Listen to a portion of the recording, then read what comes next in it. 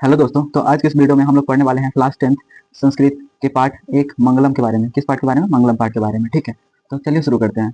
सबसे पहले उपनिषद वैदिक मांग में अंतिम भागे दर्शन शास्त्र से सिद्धांतानि प्रकटयन्ति। मतलब कि उपनिषद वैदिक साहित्य के अंतिम भाग में दर्शन शास्त्र के सिद्धांतों को प्रकट करती है। किसके सिद्धांतों को प्रकट करती है? दर्शन शास्त्र के सिद्धांतों को प्रकट करती है। ठीक है, इसके बाद सर्वत्र परम पुरुषस्य परमात्मा महिमा प्रधानता विद्यन्ते।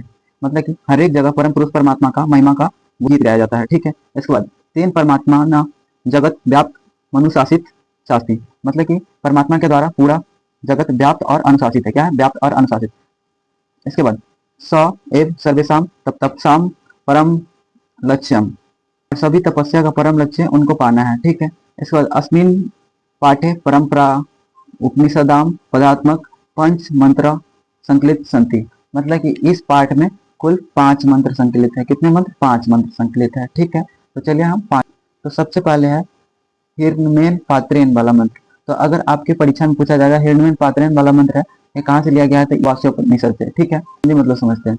सत्य का वास्तविक स्वरूप सुंदर एवं चमक दमक वाले ढक्कन से ढका है हुआ है। मतलब सत्य का वास्तविक रूप सुंदर और चमक दमक वाले ढक्कन से ढका है। अगर आपके परीक्षा में पूछे सत्य का मुख किससे ढका है, तो चमक धमक वाले ढक्कन से ढका है। किससे ढका? चमक धमक वाले ढक्कन से। ठीक है, बगैर इसे हटाए हम इसका असली स्वरूप दृष्टिगत नहीं हो सकता। मतलब कि जब तक हम इस चमक दमक वाले ढक्कन को नहीं हटाएंगे तब तक हम सत्य को नहीं देख सकते हैं। ठीक है, इसके बाद अर्थात जब तक हमें सत्य का ज्ञान नहीं होगा तब तक कल्याण असंभव है। कहते हैं कि मतलब जब तक हमको सत्य का ज्ञान नहीं होगा तब तक हमारा कल्याण असंभव है। क्या असंभव है? कल्याण असंभव है। ठीक है, अतएव हे सूर्य देव, आप उस सत्यावरण को हटाकर हमें कृतार्थ प्रदान करें। तो कहते हैं कि हे सूर्य देव, आप उस चमक दमक वाले ढक्कन को हटा दें। क्या कर दें? हटा दें। ठीक है, इसके बाद आगे कहता है प्राणियों की यह आत्मा हृदय रूपी गुफा में बंद है। कहाँ बंद है? तो यह आत्मा हृदय रूपी गुफा में बंद है। कहाँ बंद है? हृदय रूपी गुफा में। ठीक है, जो अणु से भी अणु, सूक्ष्म से भी सूक्ष्म और महान से महान है। क्या है? महान से महान है। ठीक है, तो आपसे पूछे कि कौन महान से महान, कौन अणु से अणु, सूक्ष्म से सूक्ष्म है, तो ये सब क्या आंसर है? आत्मा। क्या है? आत्मा। ठीक है, चलिए आगे बढ़ते हैं। परमात्मा की इस महिमा का कामना और शोक रहित ही साधक ही देख पाता है। तो परमात्मा की महिमा और कामना को कोई शोक रहित ही देख सकता है। जिसका मतलब जिसको कोई शोक नहीं है, एकदम बिंदास हो, वही क्या देख सकता है? परमात्मा की महिमा को देख सकता है। ठीक है, इसके बाद आगे हम लोग पढ़ते हैं। अगर आपके परीक्षा में प्रश्न है कि सत्यमेव जयते नान्यतम वाला श्लोक कहाँ, मतलब किस उपनिषद से लिया गया था? मुंडकोपनिषद से लिया गया। कहाँ से लिया गया? मुंडकोपनिषद। सत्य की विजय होती है, असत्य की नहीं। सत्य के कारण ही देवलोक का रास्ता प्रशस्त है। तो कहते हैं कि सत्य की जीत होती रही है। क्या होती रही है? जीत होती रही है, और असत्य की नहीं।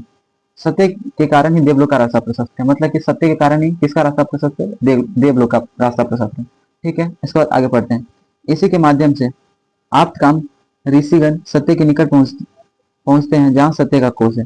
मतलब इसी के कारण ना ज्यादातर ऋषिगण सत्य के निकट पहुंचते हैं। कहाँ पहुंचते हैं? सत्य के निकट पहुंचते हैं। ठीक है, जहाँ सत्य का कोश है। किसका कोश है? सत्य का। मतलब सत्य का भंडार है, वहां पे कौन पहुंचते हैं? ऋषिगण पहुंचते हैं। ठीक है, इसके बाद आगे हम लोग पढ़ते हैं। जैसे विभिन्न नदियां अपने सत्य नामों को त्याग कर प्रवाहित होती हुई सागर में विलीन हो जाती है, वैसे ही ज्ञानी पुरुष नाम रहित होकर पर ब्राह्मण को प्राप्त कर लेते हैं। ठीक है, तो कहा गया है कि मतलब जैसे ही नदियां अपने नाम और रूप को छोड़कर समुद्र में मिल जाती है। कहाँ मिल जाती है? समुद्र में। ठीक है, वैसे ही ज्ञानी पुरुष अपने नाम को छोड़कर परमात्मा को प्राप्त कर लेते हैं। किसको प्राप्त कर लेते हैं?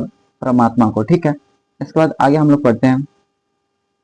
मैं अज्ञानी अंधकार स्वरूप हूँ तथा अन्य विद्वान ज्ञानी स्वरूप है, ऐसा ही महान लोग समझते हैं और ऐसा ही स्मरण कर मृत्यु को पार कर लेते हैं। तो जो ज्ञानी लोग होते हैं, महान लोग होते हैं, वो सोचते हैं कि मैं अज्ञानी हूँ। क्या हूँ? अज्ञानी हूँ। ठीक है, और दूसरे को ज्ञानी समझकर वह परमात्मा को पार लेते हैं और मृत्यु को पार कर लेते हैं। किसको पार कर लेते हैं? मृत्यु को पार कर लेते हैं। ठीक है, वे जानते हैं कि इससे अलग अन्य रास्ता भव सागर को पार करने का नहीं। मतलब जो महान लोग हैं वो जानते हैं कि इसके अलावा कोई अन्य रास्ता नहीं है जो कि मृत्यु को पार कर सके और परमात्मा के पास जा सके। ठीक है, तो यही था हमारा मंगलम पाठ।